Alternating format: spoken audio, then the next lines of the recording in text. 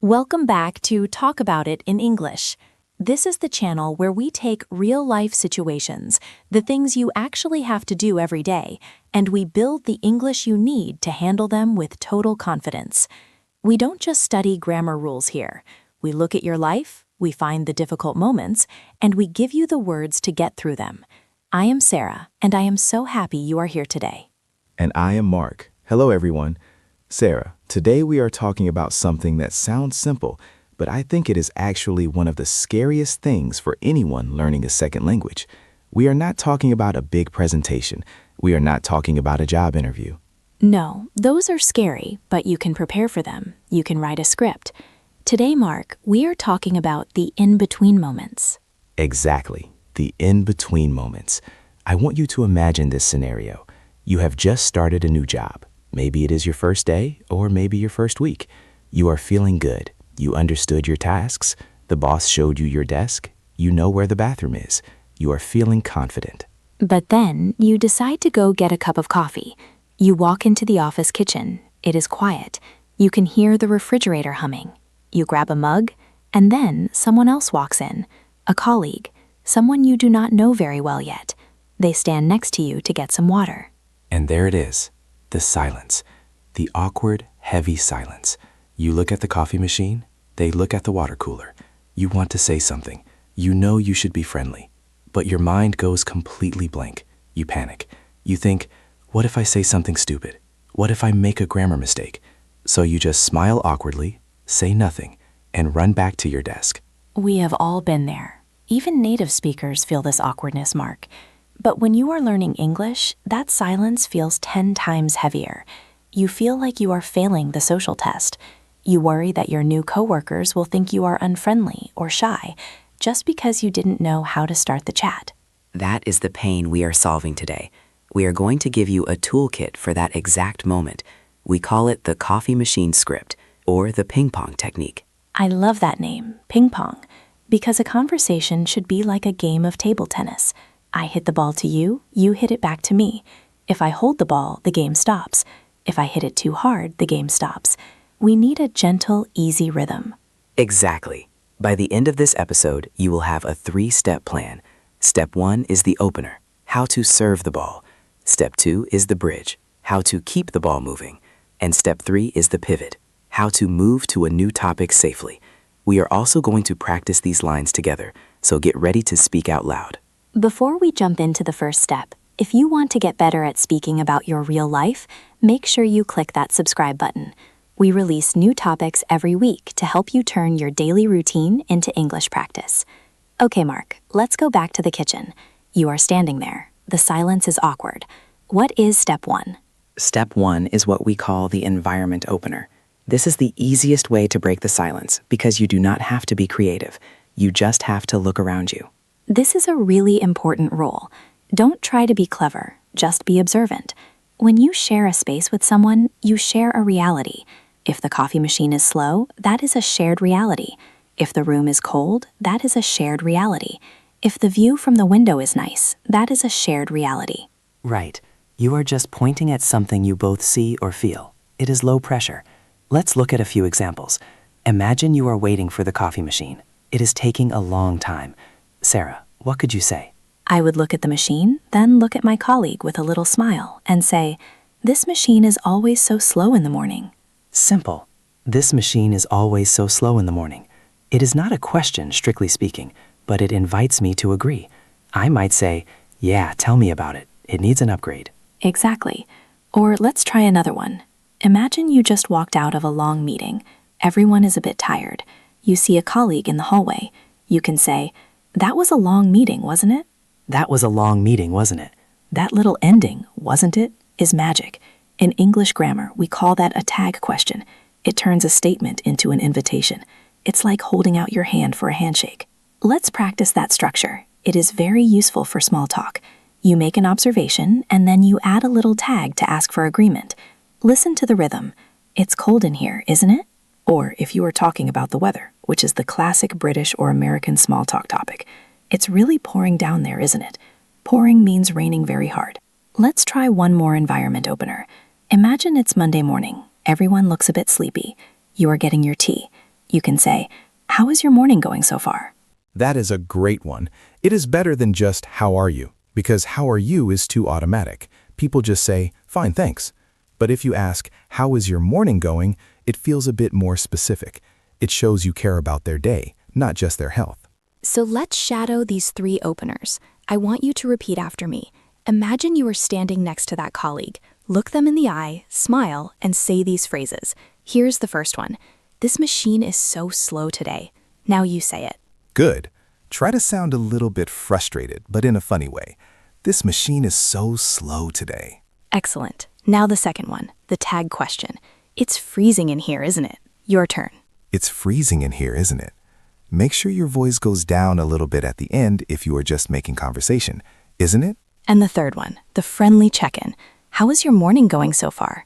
Try that one. "How is your morning going so far?" Perfect. So that is step 1. You have served the ball. You broke the silence. The other person has answered you.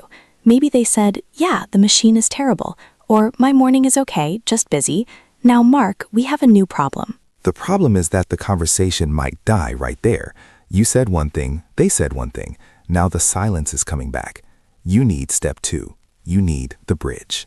The bridge is how we move from the environment, the coffee, the weather, the room, to the person. We want to know about them. But asking "Who are you?" is too aggressive, and asking "What is your job?" can be a bit strange if you are in the same department. They might think, "Don't you know who I am?" That is a good point. So, what is the safest, most effective question to ask a colleague you don't know well? In my opinion, it is this. How long have you worked here? I love that question. How long have you worked here? It is perfect for a few reasons. First, the grammar is interesting. We use the present perfect, "have you worked," because they started in the past and they are still working there now. But more importantly, the answer gives you so much information. Right. Think about the possible answers. If they say, "Oh, I've been here for 10 years," you know they are an expert. You can respect their experience. You can ask, "Wow, 10 years? It must have changed a lot since you started." Exactly. And if they say, "I just started last week," then boom, you have something in common. You are both new. You can say, "Oh, really? Me too. I'm Sarah, by the way. I just joined the marketing team." It is a perfect bridge because it works for everyone. It doesn't matter if they are the boss or the intern. Everyone has a time they have been at the company. There is a variation of this question too. If you know they are new, you can ask, "How are you settling in?" Settling in. That is a great phrasal verb. To settle in means to get comfortable in a new place, like a cat finding a comfortable spot on the sofa. How are you settling in means, is everything going okay? Are you feeling comfortable? So let's practice the bridge. Remember, you have already done the opener. You talked about the coffee. Now there is a pause. You turn to them and ask this question. Repeat after me. "So how long have you worked here?" Listen to the rhythm there. How long have you worked here? The stress is on long and worked. Try it again. "How long have you worked here?" Good. Now let's try the other one for someone who is new. "How are you settling in?" How are you settling in? Excellent. Now, Mark, sometimes you ask this question and the person gives a very short answer. You ask, "How long have you worked here?" And they just say, 5 years, and they stop. That is tricky.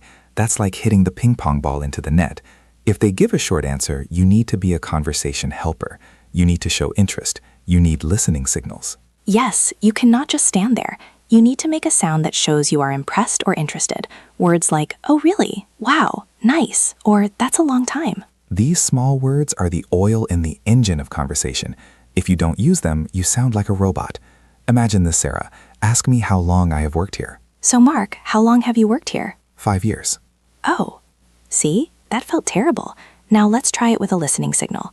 Mark, how long have you worked here? 5 years. Wow, 5 years. That's a long time. You must know everyone in the office. See the difference? Sarah reacted. She validated my answer. It made me want to talk more. So step 2 is not just asking the question. It is reacting to the answer. Okay, we have opened the chat. We have built a bridge to their work history. Now, usually you have been standing at the coffee machine for about 2 minutes. You have your coffee, you could just say, "Have a nice day," and leave. But if you are having a good connection, you might want step 3. Step 3 is the pivot. This is where we move away from work completely. We want to know something personal, but not too personal. You don't want to ask about their health problems or their salary. You need a safe, neutral, personal topic.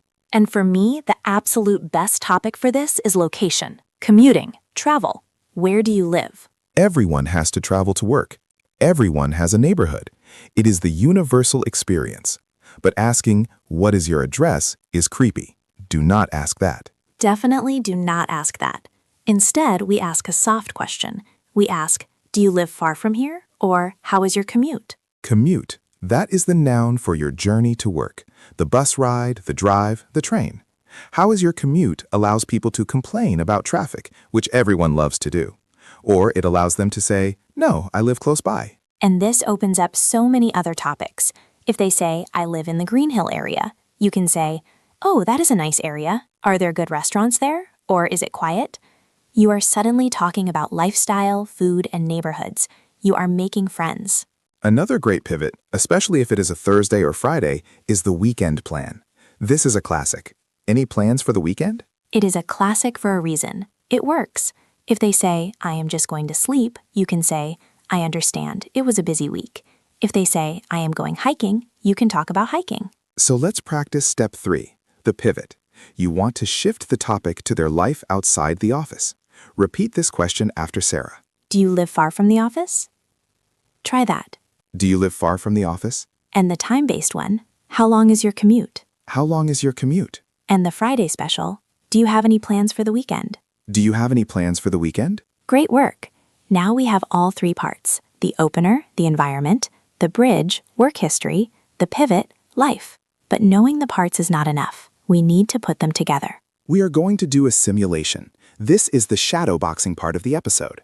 We are going to role-play a full interaction. Sarah is going to act as your colleague. I will be your coach, whispering in your ear what kind of thing you should say. Imagine we are in the office kitchen. I am standing there stirring my tea. I don't know you well. You are standing next to me. I am looking down at my cup. Mark, tell them what to do. Okay, listener, don't run away. Break the ice. Make a comment about the rainy weather outside. Go. Yeah, it is really coming down, isn't it? I almost got soaked walking from the car. Okay, she replied. Good job. Now do not let the conversation die. Use the bridge. Ask her how long she has been with the company. Go. Me? Oh, I've been here about 2 years now. Time flies. She said 2 years. You need to react. Say, wow, 2 years. And then use the pivot. Ask her if she lives far away. Go. No, actually, I live pretty close. Just about a 15-minute drive, so I'm lucky. You are doing great. Now you need to close the conversation. You have your coffee. You need to get back to your desk. You can say, that is nice. Well, I better get back to work. See you later. Go. Yeah, see you later. Have a good one. And cut. That was it. That was a full, natural, professional small talk conversation. How did that feel? I hope it felt manageable. When you break it down into steps, opener, bridge, pivot, you don't have to panic. You just have to remember where you are in the map. Okay, I did the weather. Now I do the work question. Now I do the home question. Now I leave. You mentioned leaving, Sarah. That is actually the final piece of the puzzle, the exit strategy. Sometimes people get stuck in the conversation because they don't know how to stop it politely. They just keep talking until they run out of words. The exit strategy is very simple. You need a transition phrase. You cannot just turn around and walk away. That is rude. You need a signal phrase that says, I am finished now. The most useful phrase is, well, I better get back to it. It means work. I better get back to it. It is polite, professional, and implies that you are a hard worker. You are not leaving because you are bored. You are leaving because you have work to do. Another one is, well, I better let you go. This is nice because it sounds like you are being considerate of their time. I better let you go implies, I know you are busy, so I will stop bothering you. Let's shadow those 2 exit lines. They are your escape buttons. Use them whenever you feel the conversation is finished. Phrase 1, well, I better get back to it. Well, I better get back to it. And phrase 2, well, I better let you go. Well, I better let you go. And then you just add a simple, nice chatting with you, or see you later, and you walk away. Success. Sarah, I think we should talk about body language for just a second before we finish. Because you can have the perfect script, but if you look terrified, it won't work. That is so true. When you are nervous, your body tends to close up. You cross your arms, you look at the floor, you hold your coffee cup right in front of your chest like a shield. We call that turtling, acting like a turtle hiding in its shell. If you do that, your colleague will feel uncomfortable. They will think you want to be alone. So even if you are scared, Try to open up. Turn your body slightly towards the person, uncross your arms, and most importantly, make eye contact when you ask the questions. If you look at their shoes when you say, "How long have you worked here?" they won't hear you, or they will think it is strange. Eye contact shows confidence, even if your stomach is doing flips. And smile. A smile covers a lot of grammar mistakes. If you say the wrong word but you are smiling, people will just think you are friendly. If you say the perfect sentence but you look angry or scared, people will avoid you. So let's recap the coffee machine script. You walk in, step 1, the environment opener. The coffee is slow, or it is cold in here. Step 2, the bridge. How long have you worked here? Remember to listen to the answer and say, wow, or really. Step 3, the pivot. Do you live far from here? Or any plans for the weekend? And finally, the exit. Well, I better get back to it. Nice chatting with you. It is a simple formula, but it works. And the best part is, you can use this tomorrow. You don't need to wait for a special occasion. That brings us to our challenge for this week. We always want you to take action. Listening to this video is great, but speaking is how you learn. Your challenge is this. Tomorrow morning, or the next time you are at work or school, find one person you usually do not talk to. Maybe it is the person at the desk next to you, or someone in the elevator. Use step 1. Just step 1. You don't have to do the whole conversation if you're nervous. Just make one observation about the environment. Say, the elevator is slow today, isn't it? Or that coffee smells good. Just drop that one sentence and see what happens. If they reply, great. If they don't, that is okay too. You practiced, you were brave. That is a win. And if you are feeling really brave, try step 2. Ask the "how long have you worked here" question. You might be surprised. You might find out they are new too, or they live in your neighborhood. You might make a friend. And that is what language is for. It is not just for passing tests. It is for connecting with people. It is for making your day at work a little less lonely and a little more interesting. Absolutely. We hope this script helps you feel a little less panic the next time you hear that silence in the kitchen. You have the tools now. You just need to practice them. If you found this helpful, please hit that like button. It helps us know what kind of topics you want. And if you have a specific situation at work that scares you, maybe answering the phone or interrupting a meeting, let us know in the comments. We might make an episode just for you. Yes, we love reading your requests. Thank you so much for listening and practicing with us today. Remember, everyone feels awkward sometimes. The difference is, now you have a plan. Good luck with your small talk this week. Go break the ice. You can do it. See you in the next episode. Bye. Bye, everyone.